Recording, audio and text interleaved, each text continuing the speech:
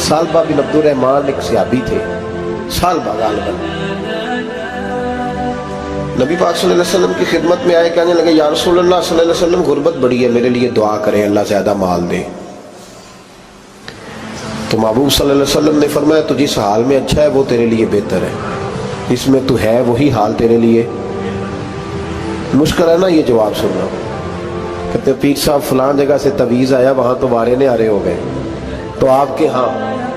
तो मैं कहता हूँ ये तवीज़ देने वाला अगर तवीज़ दे के अमीर बनाता है तो पहले खुद क्यों नहीं बनता? ये खुद तो 150 का तवीज़ बेच रहा है, अपनी बेचारे की हालत ये है। अगर इतना ही तवीज़ इसका चलता होता तो पहले 5 पिजारो इसके दरवाजे पे खड़ी होती। अजीब चक्कर है और अजीब जगह लोग उलझ गए, समझते ही नहीं बात को। या रसूल अल्लाह सल्लल्लाहु अलैहि वसल्लम दुआ कर दे, तो महबूब ने क्या फरमाया? फरमाया तू जिस हाल में है ना वो हाल तेरे लिए बेहतर है, उसी में रह। कहनी हुजूर दुआ करे। फरमाया सालबा तू बाज आ जा। हुजूर दुआ करे। फरमाया तू बाज आ जा। 2-3 दफा का जिद की। महबूब ने फरमाया जा फिर अल्लाह तुझे ज्यादा पैसे देगा। चंद बकरियां खरीदी, इतनी बरकत हुई कि बकरियों के रेवड़ बन गए। फिर कुछ बकरियां बेच के गाय खरीद ली, उनके भी रेवड़ हो गए। फिर कुछ ऊँटनियां ले ली, रेवड़ ही रेवड़। पहले 5 वक्त मस्जिद में आते थे, अब फजर और इशा रह गई। फिर माल ज्यादा हुआ तो मदीने शहर में कोई जगह ही नहीं, मदीने से बाहर हवेली खरीदी, फिर जुमा ही रह गया। जुमे के जुमे आते, ज़कात का हुक्म आया। मेरे नबी करीम अलैहिस्सलाम ने हज़रत अबू हुरैरा को भेजा, फरमाया जा उसे क्या तेरी ज़कात बनती है 2.5%। 10 करोड़ रुपया हो तो कितनी ज़कात बनती? भाई 1 करोड़ की 2.5 लाख हुई ना, तो 10 करोड़ की कितनी हुई? तो बड़ी मुसीबत है जब बैंक से मैसेज आता है ना कि 25 लाख निकल गया तेरे अकाउंट से। बहुत बड़ी मुसीबत, बड़ी टेंशन होती।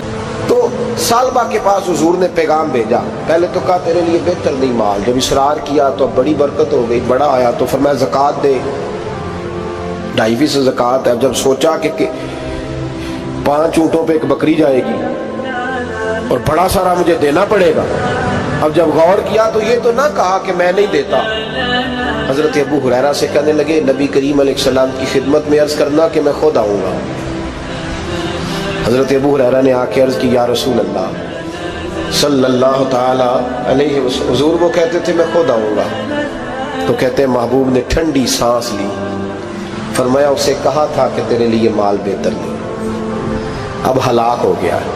हाय अफसोस, हलाक हो गया। उनको भी थोड़ी देर के बाद एहसास हुआ कि ये मैंने क्या किया। नबी पाक को ही कह दिया नहीं है, हुजूर को कह दिया बाद में आऊंगा। अब दौड़े आए, अर्ज की हुजूर मैं सारा कुछ लेके आया हूं, कबूल कर ले। महबूब ने फरमाया गोया बिलाल हबशी की खुश्क खजूर भी कबूल है, और सुहैब रूमी एक अट्टी बान की लाए तो वो भी कबूल है, और अम्मार बिन यासर और मुसअब बिन उमैर अगर 2 दिनार दे जाए और कोई पुराना जोड़ा किसी सिपाही के लिए छोड़ जाए तो वो भी कबूल है। लेकिन तू अपना लाखों लेके चला जा, तेरा कोई नहीं कबूल। माफ कर दे। फरमाया जा माफ किया, पर पैसे लेके ना आना। अगले साल फिर आए, बंधे हुए हाथ है। महबूबा मैं दौलत का क्या करूंगा, आग लगानी है, कबूल कर ले। फरमाया तू ले जा, तेरा नहीं कबूल। गिरा जो उनकी निगाह से वो संभल नहीं सकता। हुजूर ने विसाले ज़ाहिरी किया तो जनाब सिद्दीक़ अकबर के पास आए, लाखों का माल, अबू बकर कबूल कर लो। तो जनाब सिद्दीक़ अकबर कहने लगे उसका कर लो जिसका नबी ने नहीं किया, चल जा, कोई नहीं चाहिए। हजरत उमर के जमाने में कहत पड़ गया, बारिशें नहीं होती, गल्ला नहीं मिलता, हालात खराब है, माली तौर पे बहरान आ गया, गुर्बतें, मजबूरियां, तकलीफें। आके रोए, उमर मेरा कबूल कर लो, मुझे माफी तो मिल गई थी ना।